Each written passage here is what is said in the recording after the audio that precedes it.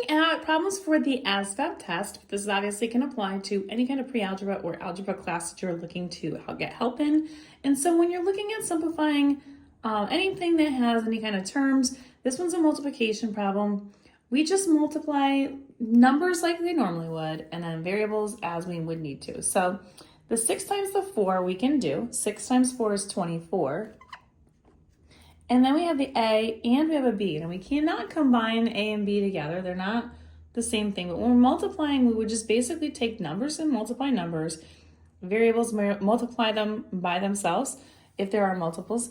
But we don't. We just have an A and a B. So we would simplify it just like that. And that's all you would be able to do for this problem.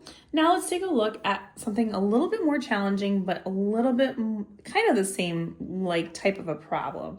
So 6a, we're gonna do times 4ab, and then we're gonna also do an addition here of 3a squared. And this has a lot to do with my exponent rules. So if you do need help with exponents, there's some playlists on exponents, as well as some more questions about this type of stuff in my ASVAB playlist as well on exponents. So like I said, you're gonna multiply numbers times numbers. So 6 times 4 is gonna be 24. Now we have an A times an A. A times A is A squared.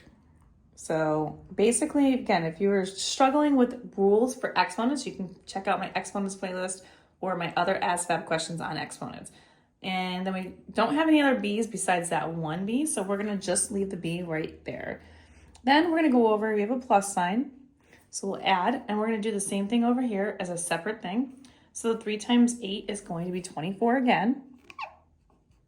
Now we have an A squared here, and we have a B. We can't do anything else with those because there's no A's besides this one right here, and there's no B's besides that one right there. So we'll just place next to them, which is multiplication, and A squared, and then times the B. Now, we look at them, can we combine them? We certainly can, and the reason we can combine them is because they're both A square B, A square B. So because they're both the same types of setup, we can combine the numbers 24 and 24, add those together, which is 48, and so we have 48 A square B's. And if you want more questions like these, you can find them on my Instagram, YouTube, and TikTok at YouWantAlgebra. And don't forget, like, share, and follow for more. This playlist is going to be the ASVAB preparation playlist, and you can also find more of these in different playlists throughout my different channels.